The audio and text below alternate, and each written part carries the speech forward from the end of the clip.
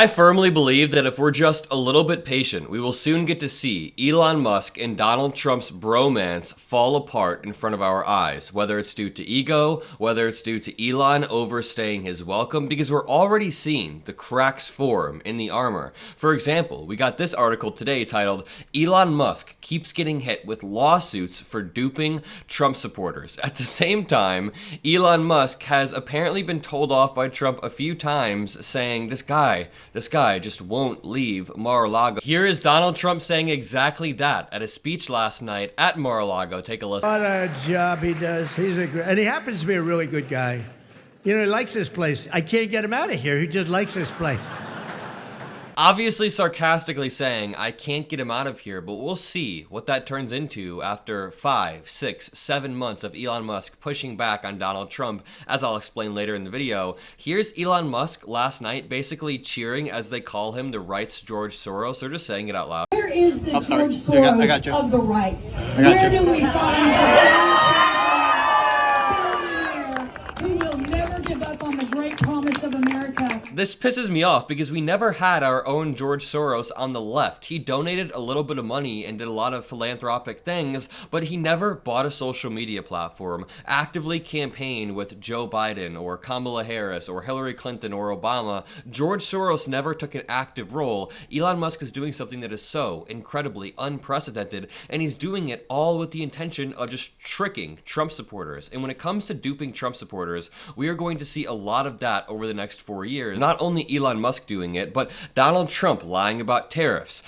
Trump supporters realizing the mass deportation might actually happen. I mean, Muslim Trump supporters in Dearborn, Michigan are already starting to realize that Trump is not this pro-Palestine beacon that he sold himself as. So, we have a lot to break down regarding Elon Musk. But first, we got a breaking news story early this morning reading, Woman told House panel she had sex with Matt Gaetz at 17, according to a new report. And of course, we heard about this story. We had heard rumors about this stories and Venmo transactions that led us to believe this story was true, but apparently this woman testified in front of the House and they were going to release this today.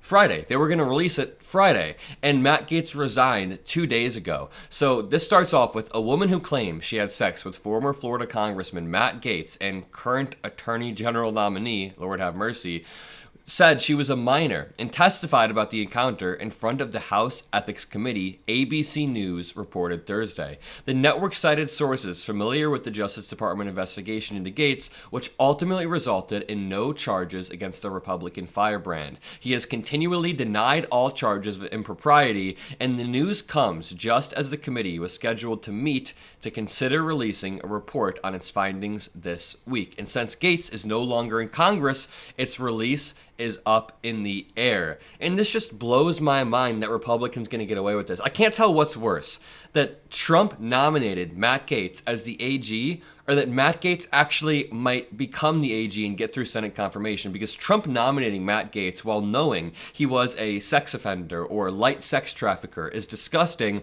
but he might actually get through due to the support of Republicans and them turning a blind eye when it's somebody on their own side committing these acts, which is absolutely insane. We also learned that Trump's team is straight up skipping FBI background checks for some cabinet picks, and this explains a lot. So all of the checks and balances that existed to make sure that candidates are good are being stripped away by Trump, and if he goes with the recess appointments, and a recess appointment means that Congress adjourns, they go away, and while Congress is out of session, Trump can slam through these appointments without Senate's confirmation. So Matt Gaetz and Tulsi Gabbard, for example, haven't even been vetted by the FBI, and that says a lot. President-elect Donald Trump's transition team is bypassing traditional FBI background checks for at least some of his cabinet picks while using private companies to conduct vetting of potential candidates for his admin jobs, and this feeds back into Donald Trump wanting loyalty and only loyalty around him, a moat of loyalty. He doesn't even trust the own FBI of America, his own FBI, to conduct these background background checks, so he uses his allies. Trump and his allies believe the FBI is slow and plagued with issues that could stymie the president's plan to begin the work of implementing his agenda, meaning everybody is a deep state. And you know, I'm going to firmly be making the argument over the next 4 years that Donald Trump is a deep state. Tulsi Gabbard is a deep state. These people are the deep state. For example, let's play a fun game really quickly. Let's play a game of Who Said It? Tulsi Gabbard, Trump's nominee for the Director of National Intelligence, or the Russian Kremlin. Again, who said these quotes? Tulsi Gabbard or the Kremlin? The first one, quote, NATO and the US are both to blame for provoking Russia into the Ukraine war. Who said that? Well, it was actually both. They both say that NATO and the US are to blame for provoking Russia, which is not true. Putin has shown territorial ambitions for a while, and now he is acting on these imperial ambitions by going on a land grab, which Ukraine had nothing to do with provoking. Who said this at the bottom of the screen? Information regarding US-funded bioweapons labs in Ukraine are very concerning. Who said that conspiracy theory? Was it Putin or was it Tulsi Gabbard? Oh, it looks like they both said it. They both spread this absolutely deranged conspiracy theory lie. Who said the Russian state media is not so different from the media in the US? That has to be Putin, right? I guess they both said it. They both said this, quote, I haven't seen any evidence that Assad dropped chemical weapons on civilians in Syria. You guessed it, they both said that. So obviously that fun little game is not so fun, but it's purposefully rigged to prove a point, to show that Tulsi Gabbard is 100% aligned with the Russians, with the Kremlin, with Russian state media on just about every single talking point, and instead of making sure that she's qualified or not working with the Russians, Trump's team skips FBI background checks completely.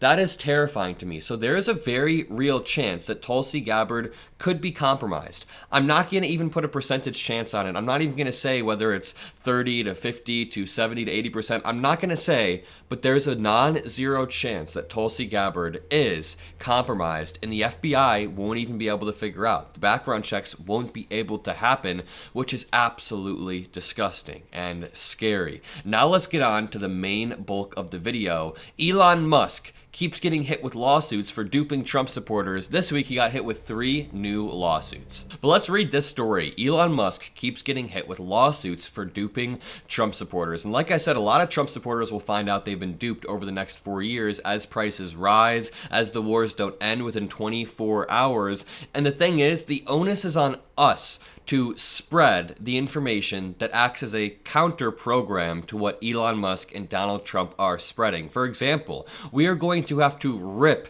the Twitter algorithm out of the grip of all of these Republicans who are just caught up scrolling it all day, every day. But we will have some openings over the next few years to get in there and show them that, hey, Donald Trump lied to you guys en masse. Now, before we read this story about 3 new lawsuits hitting Elon Musk, you guys are going to love this story written by Chris Hayes. Trump hates sharing the spotlight, and that could spell trouble for his new buddy, Elon Musk. You know the old adage, quote, guess like fish begin to smell after 3 days. Well, it's been a week since Donald Trump was elected as our next president, and there are numerous reports that one notable guest at Mar-a-Lago is beginning to wear out his welcome, and that is Elon Musk. The Time reports that at a Mar-a-Lago recent event, he walked into the dining room about 30 minutes after the president elected and received a similar standing ovation, according to 2 people who saw him earlier.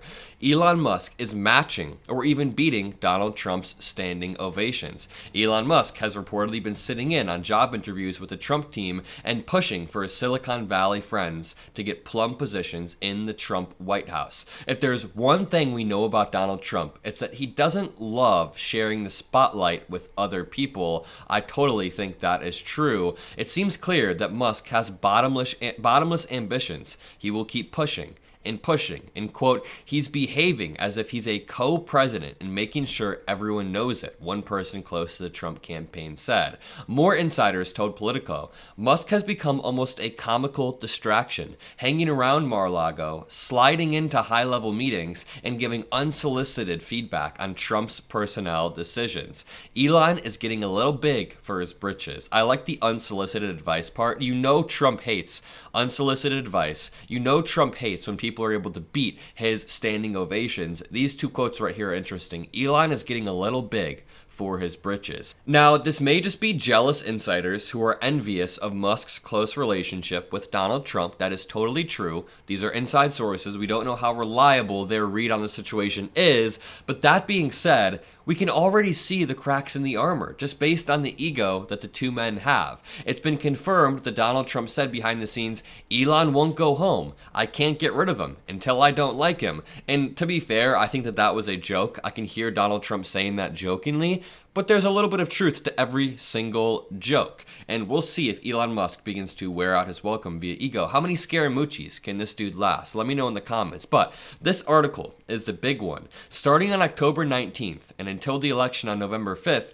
Musk handed out at least $16 million to more than a dozen winners. And he branded this as a total giveaway. Not just a giveaway, a sweepstakes. You enter and you may win. But after Philadelphia DA Larry Krasner went to court, Elon Musk backed up immediately and said, wait a minute. These winners weren't selected randomly, they were selected beforehand. Musk's PAC successfully argued that it actually wasn't a lottery because winners were selected based on their suitability to serve as spokespeople. So in short, there were no random winners of the $1 million payouts. Nobody was selected randomly. So after this, now, Musk has been hit with 3 more lawsuits accusing him of fraud and breach of contract for lying to voters about their chances to win. On November 5th, for example, the day of the election, Jacqueline McCafferty of Arizona filed a lawsuit against Musk, alleging that she was duped into providing personal information with the false promise of being able to win $1 million.